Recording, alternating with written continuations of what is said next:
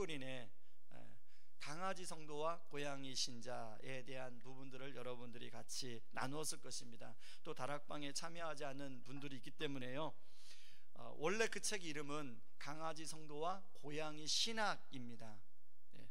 실제로 그 밥쇼그린이 집에서 강아지를 키우고 고양이를 키우면서 그 강아지의 특징과 그 고양이의 그 특징을 이렇게 살펴보면서, 아, 강아지는 이런 특징이 있고 고양이는 이런 특징이 있구나. 그런데요, 그걸 우리 신앙생활에 딱 대입해 보니까 우리들의 모습이라는 것입니다.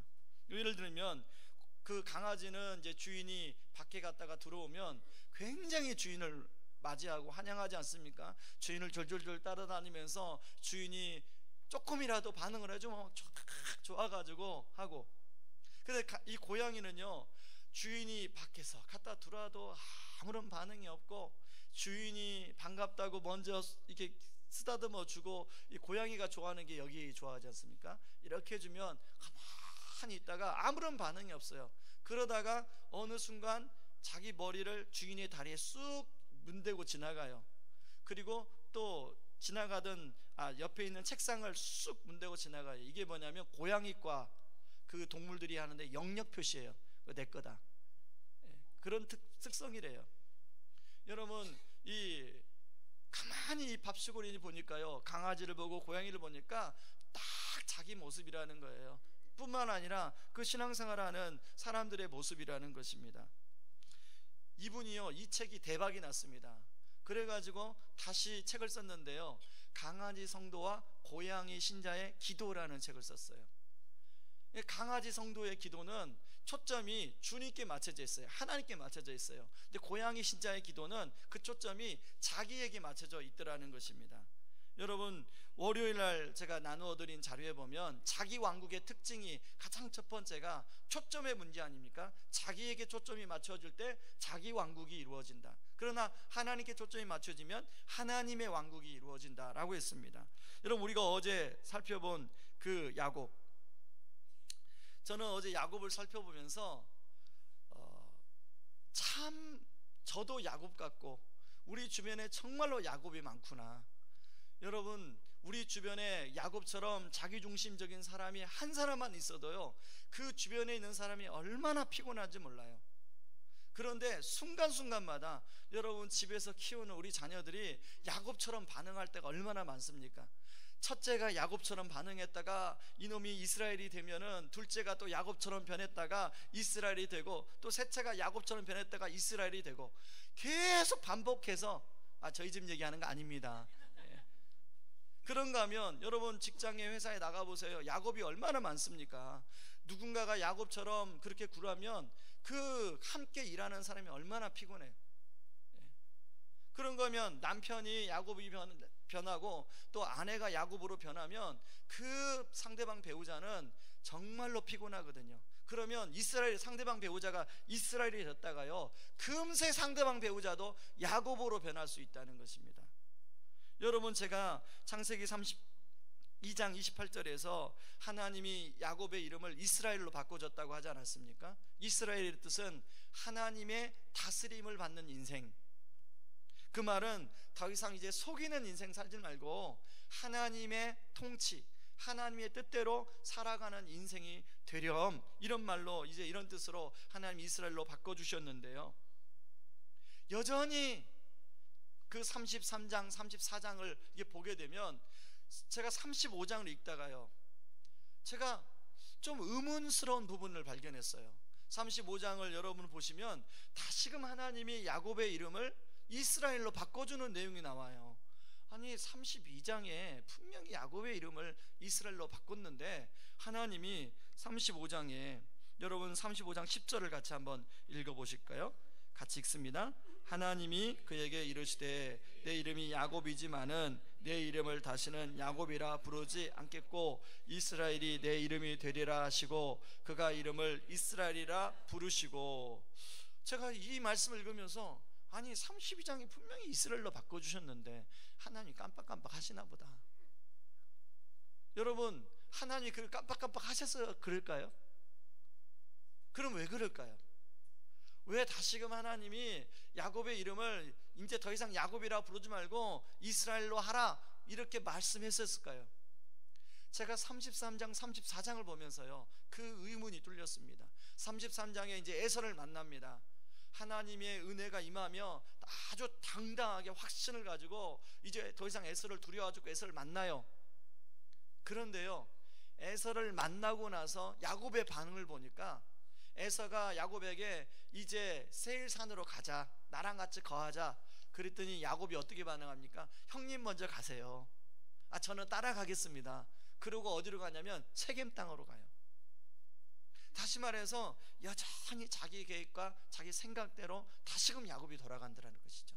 여러분 세겜 땅에 가서 어떤 일이 벌어집니까? 34장에 이제 세겜 땅에 그 여자들을 보려고 자기 딸 디나가 이제 호기심에서 나가요. 그래서 세겜의 아들 그 추장의 아들에게 강간을 당하는 일이 벌어집니다. 그리고 그 디나가 강간을 당하자 그 디나의 오빠들 시몬과 레이가 화가 나고 분노가 나서 할례를 시켜놓고 세겜의 남자들을 다 죽이는 사건이 벌어져요. 그러고 나서 그 일로 인해서 야곱이 다시금 굉장히 두려움의 그 지경에 빠지는 내용이 34장 30절이에요. 같이 한번 읽어봅니다. 야곱이 시몬과 레위에게 이르되 너희가 내게 화를 끼쳐 나로 하여금 이 땅의 주민 곧 가나안 족속과 브릿 족속에게 악취를 내게 하였도다. 나는 수가 적은즉 그들이 모여 나를 치고 나를 죽이리니 그러면 나와 내 집이 멸망하리라. 여러분 야곱의 이름이 이스라엘로 바뀌었어요. 하나님의 은혜로 이스라엘로 바뀌었어요. 강력한 하나님의 임재가 임하여 분이엘을 경험하고 이스라엘로 바꿔주셨어요. 그런데 다시금 에서에 대한 두려움으로 인해서 자기가 원하는 대로 자기 생각대로 자기의 계획대로 빠지자 다시금 야곱이 되어버렸습니다. 여러분 우리는 하나님의 강력한 은혜로 야곱이었다가 이스라엘로 바뀌었어요. 여러분 우리가 예수 그리스도의 십자가의 보혈로 우리는 그 죄의 노예였다가 하나님의 자녀가 되었어요. 그런데 순간순간마다 다시금 죄의 노예로 우리가 다시금 넘어갈 때 얼마나 많이 있습니까? 결국 야곱에게 찾아온 결과는요 불안과 두려움이었어요. 자기 왕국은 항상 결국은 불안과 두려움이고 죽음입니다. 그래서 하나님은 더 이상 너희들이 자기 왕국을 하지 말고 먼저 그의 나라와 그 일을 구하라고 말씀하고 있는 겁니다. 여러분 자기 왕국에서 하나님 나라로 올 때는요 굉장히 강력한 은혜가 임해야 가능합니다. 그런데요 하나님 나라에서 자기 왕국으로 가는 것은 너무 쉬워요. 조금만 죄에 노출되면, 조금만 누군가가 어떤 사건이 생기면 금방 우리는 자기 왕국으로 돌아가요.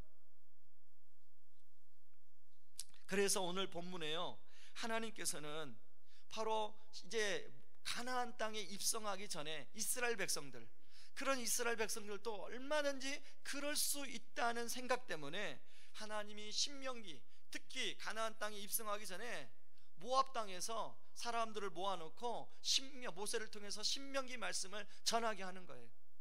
아마 출애굽 2세대들은 빨리 가나안 땅으로 들어가고 싶었어요. 아니 여기 모압 땅에 왜 주체하지? 지금까지 40년 동안 왔는데 빨리 가나안 땅으로 들어가야지. 아마 그러고 싶었을 거예요. 그러나 하나님은 이 가나안 땅에 들어가서 지금 이들이 이스라엘이 되었는데 이제 이들이 야곱이 될 수도 모른다. 그리고 이스라엘로 계속 살려면 제대로 된 하나님 말씀을 꼭 들어야 된다. 그래서 선포한 말씀이 신명기 말씀이에요. 여러분 우리도 마찬가지입니다. 우리가 주의 은혜로 이스라엘이 되었습니다. 여러분들이 이스라엘이 되었어요. 그러나 우리가 살고 있는 땅 가나안 땅 아닙니까? 여러분 우리 가나안 땅에서 우리는 순간순간 야곱으로 또 돌아갈 수가 있어요. 그렇기 때문에 오늘 이 신명기 말씀은 바로 저와 여러분들을 향한 하나님의 말씀입니다. 우리 하나님은요 우리가 축소된 자기 왕국으로 살아가지 않아요. 생명인 척하는 죽음의 방향으로 우리를 가기를 원치 않으세요. 여러분 부모 입장에서 자녀들을 바라보는 그 안타까움이 무엇입니까? 저 길로 가면 뻔하게 결과가 나오는데, 근데 이 아이는 지금 그걸 모르잖아요. 눈앞에 있는 것만 보이니까 그걸 막 고집해요. 또 때로는요 부모가 그렇게 하지 말고 이렇게 해라 그러면 내 자유인데요 막 이러면서 왜 강제로 내 자유를 막 침해하세요? 이게 우리 애들이 하는 얘기 아닙니까? 그런데요, 그 이야기가 꼭 우리가 하나님 앞에 하는 이야기예요. 왜 내 자유를 침해하세요? 나도 자유롭고 싶거든요. 근데 그 자유가요, 생명인 척하지만 그게 죽음이기 때문에 그렇게 부모가 잔소리하고 또 이야기하는 거 아니겠습니까? 여러분, 오늘 13절에 우리 하나님의 진짜 마음이 나오는데요, 그 이스라엘 백성들이 죽음을 맛보지 않고 정말 행복한 삶을 살기를 원했어요. 13절에 이렇게 말합니다. 같이 읽습니다. 내가 오늘 내 행복을 위하여 내게 명하는 여호와의 명령과 규례를 지킬 것이 아니냐. 누구 행복입니까? 하나님 행복이 아니에요. 너희들의 행복을 위하여. 그래서요, 오늘 제가 설교 제목을 진짜 행복한 삶을 살기 원하십니까? 여러분, 이 질문이 하나님이 우리를 향한 질문이라는 거예요. 여러분, 행복한 삶을 살기 원하십니까? 그렇다면 여러분, 우리가 하나님 나라를 살아야 행복한 삶을 살 수가 있는 거죠. 그러기 위해서 오늘 신명기 말씀을 통해서 저는 3가지 키워드를 좀 생각해 보려고 합니다. 첫 번째는 은혜라는 키워드입니다. 여러분, 은혜란 단어를 사전에서 찾아보면 고맙게 베풀어 주시는 혜택입니다.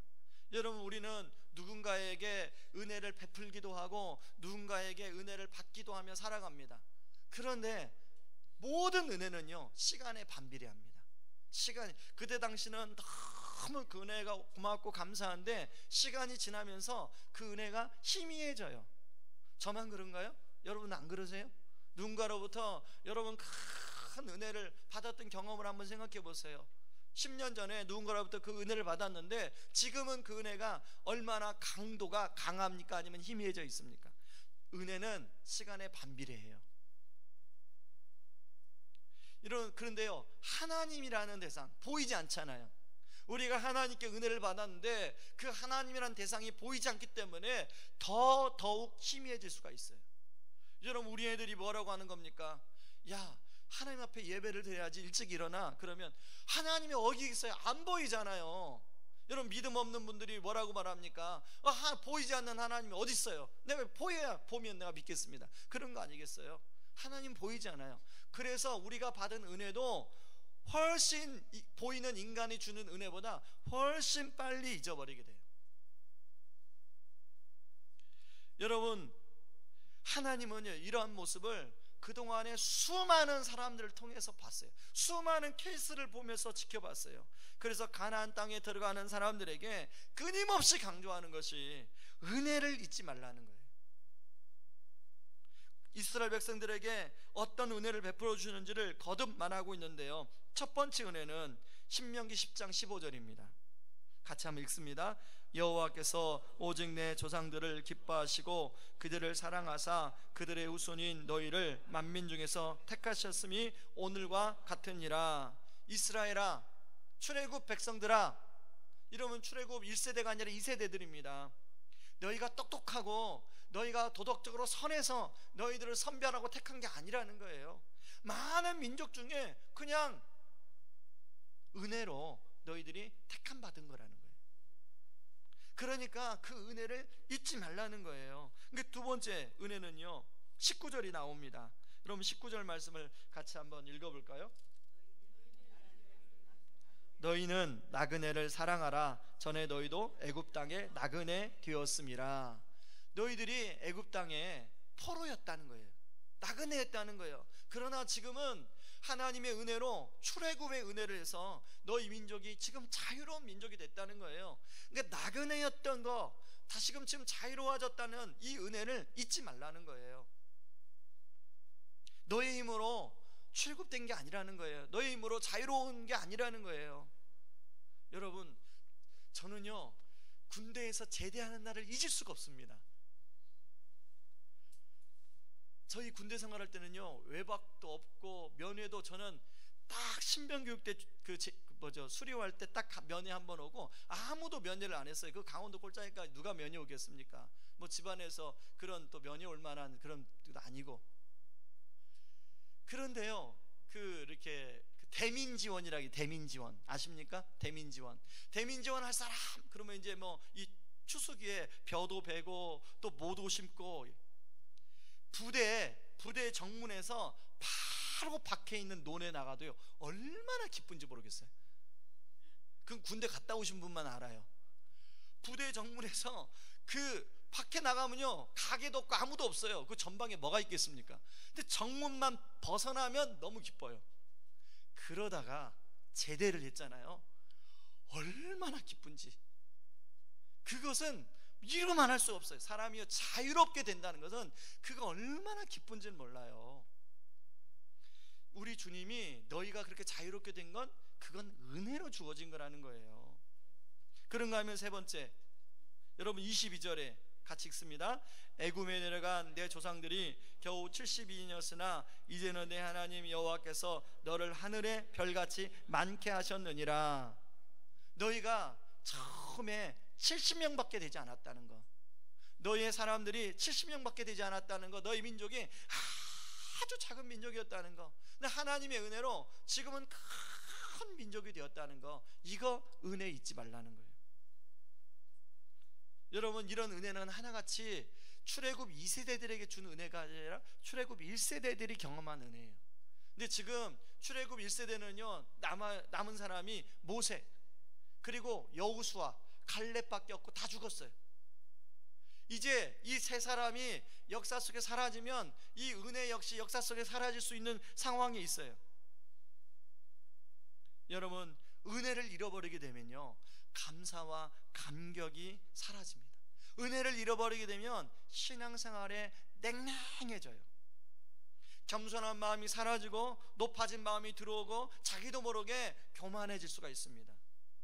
우리 역시 여러분, 우리도 하나님께 많은 은혜를 받았잖아요. 여러분이 수많은 기도 응답을 받고 어떤 분은 죽을 고비에서 건져주시는 하나님의 은혜를 누리는 사람도 있고, 어떤 분은 정말로 어떤 위기의 순간에 하나님이 기도를 응답해 주셔서 그 기도가 응답된 은혜를 누린 분도 있고, 그런데 그 중에 가장 큰 은혜는 바로 저와 여러분들을 하나님이 구원해 주신, 하나님의 자녀 주신, 주의 노래로부터 해방시켜 주신 그 십자가의 은혜인 줄 믿습니다.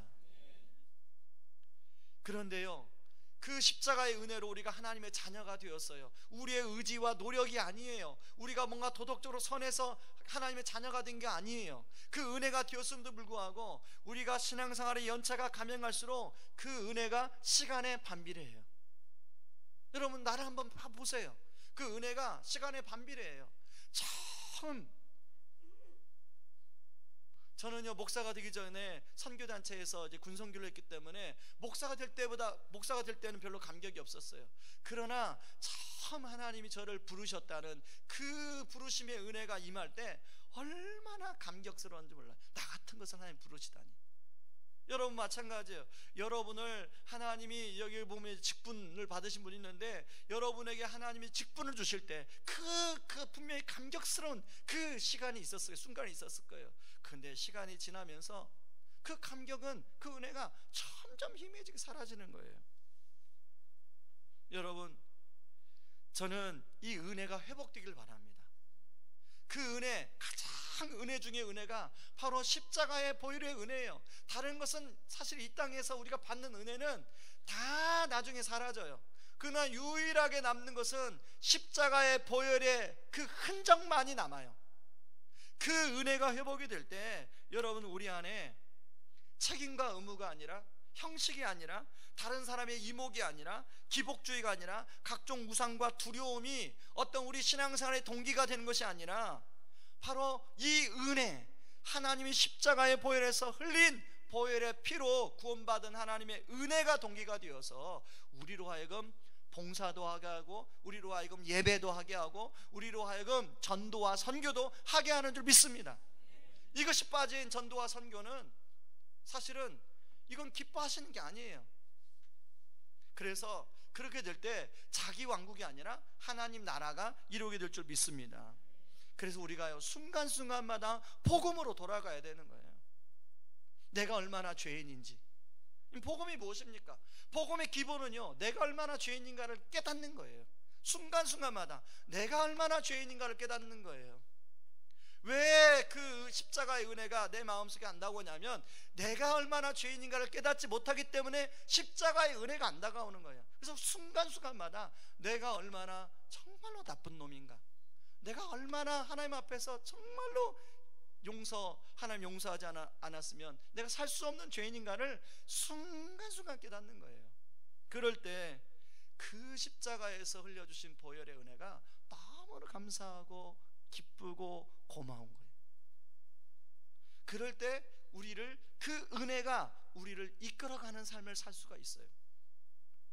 여러분, 은혜가 이끌어가는 삶, 여러분 일터에서 일할 때 여러분이 그 하나님이 나를 부르셨다는, 나를 구원하셨다는 그 은혜가 이끌어가는 그 일터, 여러분이 누군가를 만날 때, 그 누군가와 관계를 할 때 그 은혜가 이끌어가는 그 만남, 여러분 저 같으면 누군가를 상담할 때 그 은혜가 이끌어주는 상담, 그 상담은요 복음 중심적인 상담이 되는 거예요.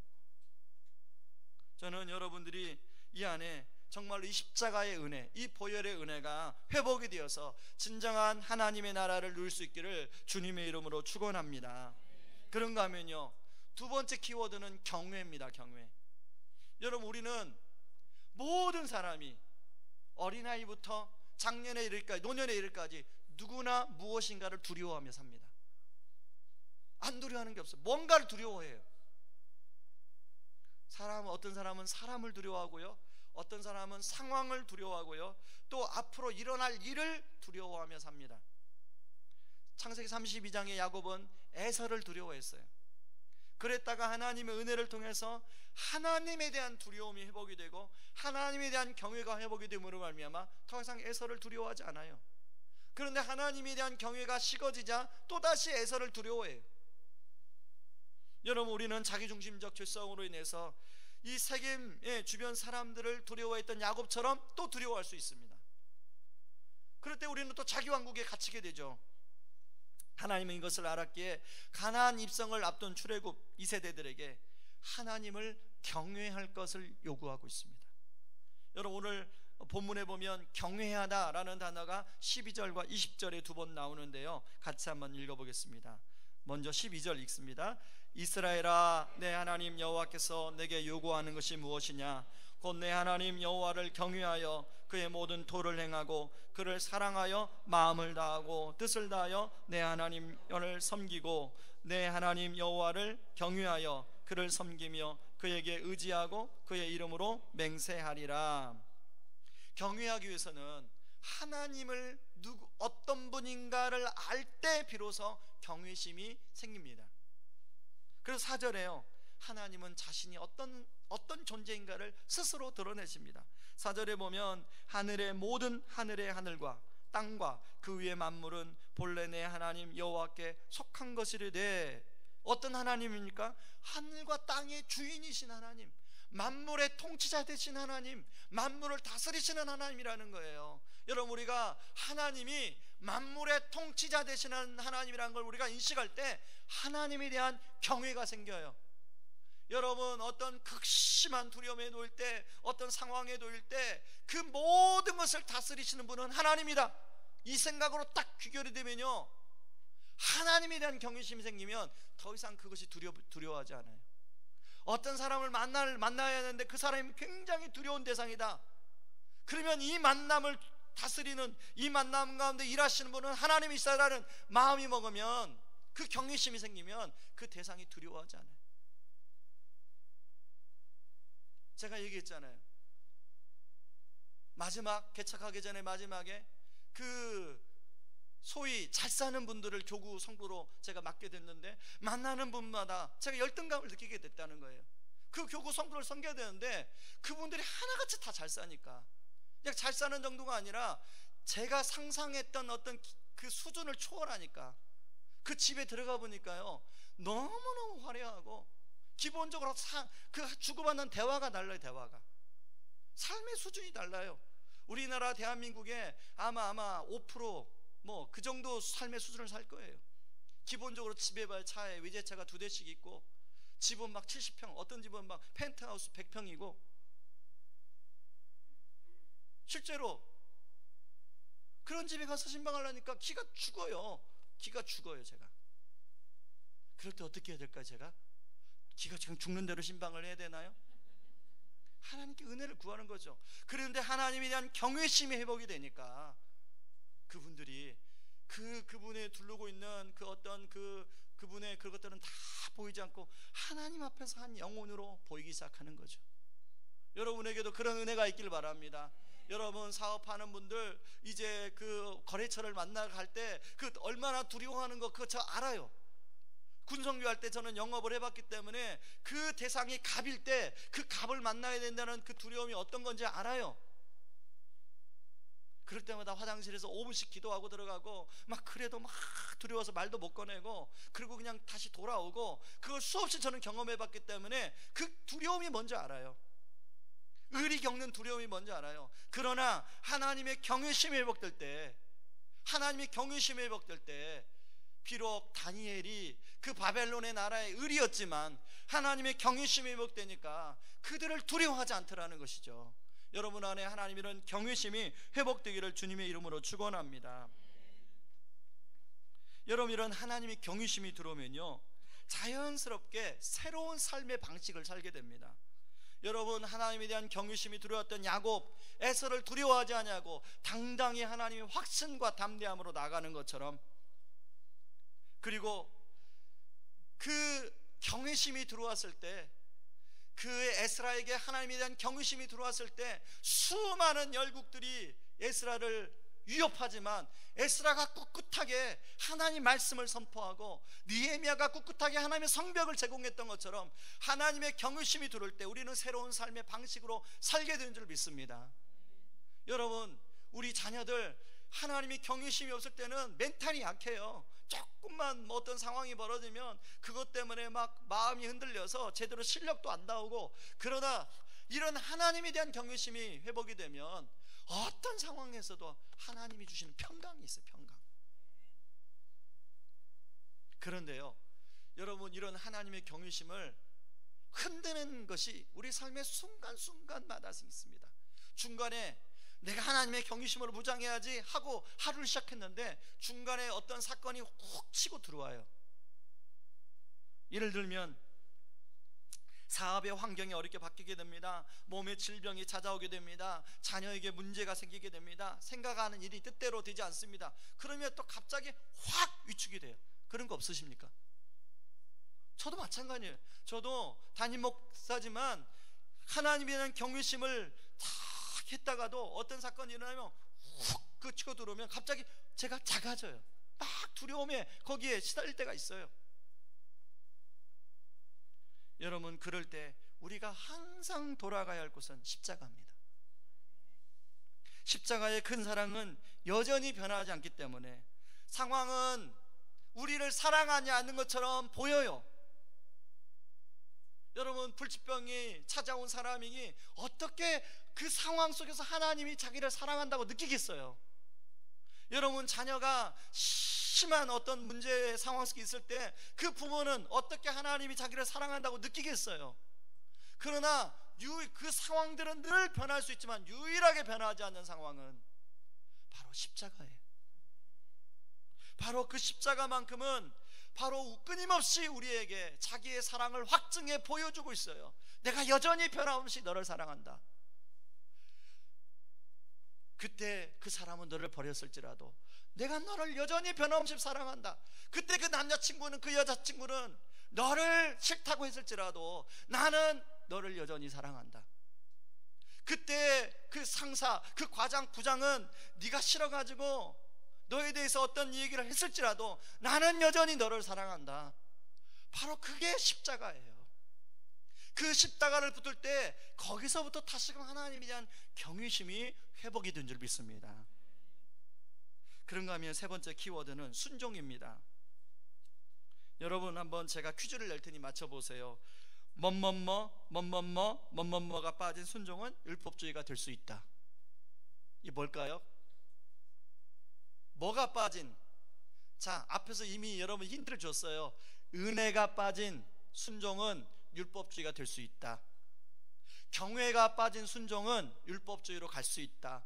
사랑이 빠진 순종은 율법주의가 될 수 있다. 여러분 이걸 꼭 명심하시기 바랍니다. 여러분 원래 율법주의 대표 주자가 바로 바리새인들 아닙니까?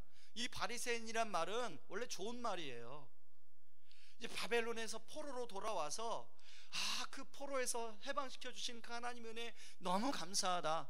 그 은혜 감사해서 우리가 더 이상 이제 말씀에 불순종하지 말고 우리가 하나님을 경외하고 사랑하는 마음으로 말씀을 잘 지켜 순종하자.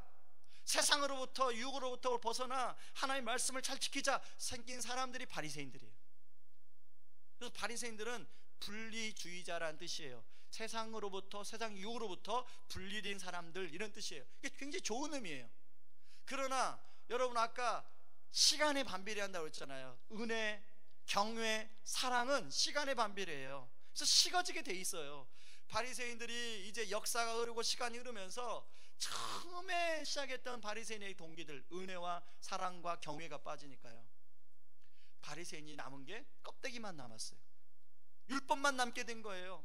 그래서 이렇게 지키면 하나님이 복 주신다. 이렇게 지키면 이렇게 지켜야만이 사람이 나를 굉장히 경건하다고 생각한다. 바로 그렇게 된 게 바리새인들이에요. 바리새인들의 핵심이 뭡니까? 자기의 아닙니까? 자기의. 그래서 하나님은 그런 바리새적인 그 풍토에 젖어진 그 유대 사회, 팔레스타인 지역에 하나님은 하나님 나라를 선포하신 거예요. 오시자마자 천국이 가까웠다, 하나님 나라가 가까웠다라고 선포하신 거예요. 더 이상 자기 왕국에 그렇게 옹졸하게 살지 말고 하나님 나라의 삶을 살아라, 이렇게 말씀하신 거예요. 그래서 그들에게 겉으로 할례 받는 거 그거 중요한 게 아니라 진짜 중요한 게 마음의 할례가 중요하다. 마음의 할례가 중요하다. 여러분 우리가 겉으로 막 열심내고 겉으로 뭔가 막 세상 끝까지 복음을 전하고 그것보다 마음의 할례가 중요하다. 이게 뭔 말이에요? 그거 잘못됐다는 거 아니에요. 마음에서 움직여서 그렇게 해야 된다는, 마음에서 은혜와 경외와 사랑이 담긴 순종, 은혜와 경외와 사랑이 담긴 섬김이, 은혜와 사랑과 경외가 담긴 선교가, 복음 전파가 이루어져야 된다는 거예요. 마음의 할례가 중요하다는 거예요. 여러분 저와 여러분 안에 이 마음의 할례가 이루어지기를 원합니다.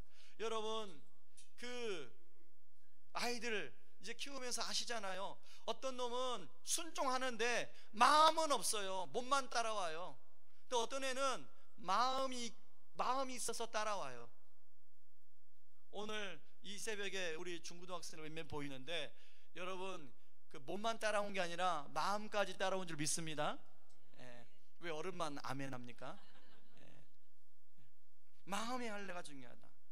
그래서요 은혜와 경외와 사랑에서 출발한 순종은 능력이 되는 겁니다. 거기에 복음의 능력이 나타나고 성령의 능력이 나타나는 거예요. 그래서 여러분 신명기 10장 13절에 뭐라고 합니까? 내가 오늘 내 행복을 위하여 내게 명하는 여호와의 명령과 규례를 지킬 것이 아니냐. 그럴 때 우리가 행복해질 수 있다는 거예요. 아버지와 어머니가 주님의 은혜와 경외와 사랑 때문에 가정을 섬기고 자기에게 맡겨준 역할들을 감당하고, 그럴 때 가정의 하나님 나라가 이루어지는 거예요. 자녀들이 주님의 은혜, 경외, 사랑 때문에 부모님께 순종할 때 하나님 나라가 이루어지는 거예요. 성도들이 주님의 은혜, 경외, 사랑에서 감사해서 하나님을 예배할 때 하나님이 기뻐 받으시는 예배가 되는 거예요. 우리 안에 이 감사와 이 은혜와 경외와 사랑이 회복이 돼서 주님 앞에 헌금할 때 주님이 기뻐 받으시는 헌금 생활이 되는 거예요. 여러분 이런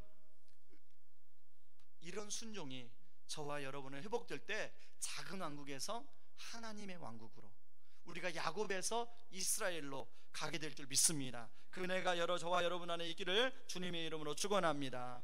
이 시간에 같이 찬양하고 기도하기를 원합니다. 오직 예수뿐이네 라는 찬양입니다. 여러분 은혜 아니면 우리가 살아갈 수가 없습니다.